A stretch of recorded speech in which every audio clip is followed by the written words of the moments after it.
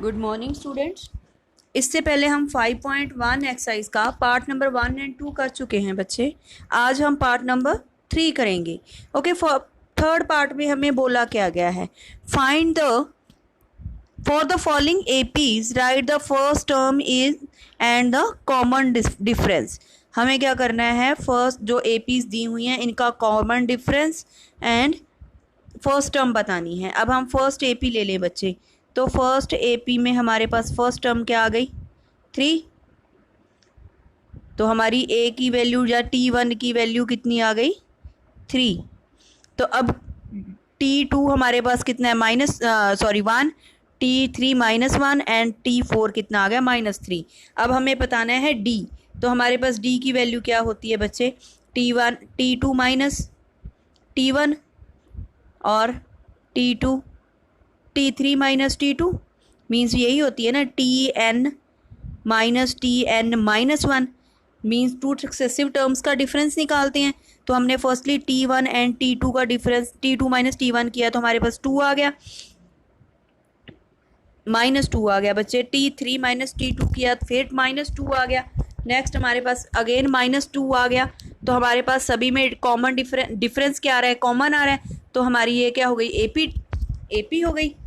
तो इसमें हमारा D कितना आ रहा है 3 एंड -2 एंड फर्स्ट टर्म हमारी क्या है 2 है, 3 है। अब हम इसका अगर सेकंड पार्ट देखें, सेकंड पार्ट में हमारे पास क्या गिवन है बच्चे, सेकंड पार्ट में हमारे पास गिवन है एपी गिवन है, जिसमें एपी हमारी है -5, -1, 3 एंड 7। जब हम इनको, हमारी फर्स्ट टर्म क्या आ गई -5 और इनका डिफरेंस कितना आ गया -5, -1 -5। उसमें -1 में से अगर हम -5 माइनस करें तो हमारे पास D कितना आ गया 4 आ गया। ठीक है बेटे, अब हम इसका बाकी टर्म्स में भी हम इसका वो निकाल लेते हैं डिफरेंस। सभी में हमारा डिफरेंस D 4 आ रहा है, तो इट्स अ कॉमन। तो ये हमारी क्या हो गई, एपी हो गई। तो हमारा इसका डिफरेंस कितना आ रहा है, डिफरेंस 4 आ रहा है, और ये हमारी फर्स्ट टर्म इसकी कितनी आ रही है -5 आ रही है। अब इसका थर्ड पार्ट देखें, तो हमारे थर्ड पार्ट में हमारे पास ए कितनी आ रही है, मीन्स T1 कितनी आ रही है 1/3, और सॉल्व करने के बाद कॉमन डिफरेंस हमारा सभी केसेस में कितना आ रहा है 4/3। तो हमारी फर्स्ट टर्म आ गई 1/3 और ये आ गई हमारा कॉमन डिफरेंस आ गया 4/3। बेटा ये ध्यान में रखा करो, तो हम क्या, हमें कॉमन डिफरेंस हमारा होता है nth term minus Tn minus n-1 term. अगर हम n यहाँ पे 2 ले रहे हैं तो यहाँ पे हमारा 1 हो जाएगा, n-1 1 हो जाएगा। मीन्स पहली टर्म में से आगे वाली टर्म निकालनी है। ठीक है बच्चे, अब हम इसका थर्ड पार्ट देखें, फोर्थ पार्ट देखें। फोर्थ पार्ट में हमारे पास क्या है, ये पड़ी हमारी एपी, हमारा T1 मीन्स ए हमारी फर्स्ट टर्म कितनी आ गई 0.6, और हमारा डिफरेंस सभी केसेस में कितना आ रहा है 1.1। तो ये आ गई हमारी D और ये आ गया हमारा A। तो ये हो गई हमारा कॉमन डिफरेंस एंड D की वैल्यू फाइंड। अब हम इसका फोर्थ पार्ट देखते हैं बच्चे। Which of the following APs, इनमें से जो गिवन में से कौन है जो एपी है, if they form an AP, अगर वो एपी बना रही हैं, फाइंड द कॉमन डिफरेंस। तो हमें डी फाइंड करना है and right the 3 more terms, हमें इसकी 3 और टर्म्स भी लिखनी है। तो अब करते हैं बच्चे इसका फर्स्ट पार्ट। तो इसके फर्स्ट पार्ट में हमारे पास क्या है 2, 4, 8 एंड 16, ये सीरीज़ है। अगर हम T1 देखें तो हमारे पास 2 आ रहा है, T2 हमारे पास 4 आ रहा है, T3 हमारे पास 8 एंड T4 इज 16। जब हम T2 माइनस T1 कर रहे हैं, T2 माइनस T1 कर रहे हैं, तो ये हमारा 2 आ रहा है, T3 माइनस T2 हमारा 4 आ रहा है, और T4 दोनों में अब हमारा कॉमन डिफरेंस क्या, सेम नहीं आ रहा। अगर सेम नहीं आ रहा बच्चे तो these are not an AP, तो ये एक एपी नहीं है। उसके बाद हम इसका सेकंड पार्ट देखें, तो सेकंड पार्ट में हमारे पास T1 2 है, T2 5/2 है, T3 हमारा 3 है और T4 हमारा 7 है।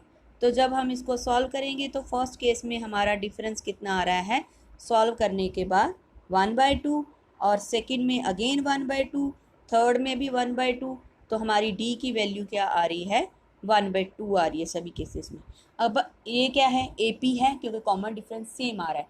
अगर AP है तो हमें ये भी बताना है नेक्स्ट, और भी हमें इसकी 4 टर्म्स बतानी है। तो हमने क्या किया T5 फाइंड, 4 तो हमें दी थी, T5 फाइंड करना है।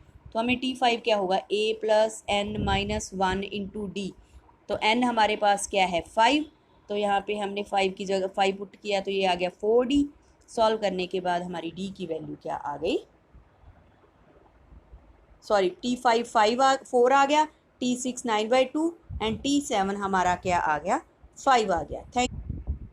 अब बेटे हम इसका फोर्थ पार्ट देखते हैं। फोर्थ पार्ट में हमारे पास जो T1 है that is 0.2, T2 0.22, T3 0.222 and T4 is 0.2222। तो अब इसको सॉल्व किया तो हमारे फर्स्ट केस में D इतना आ गया 0.02, सेकेंड में 0.002। अब दोनों केसेस में जो D की वैल्यू सेम नहीं आ रही है, so this is not a AP।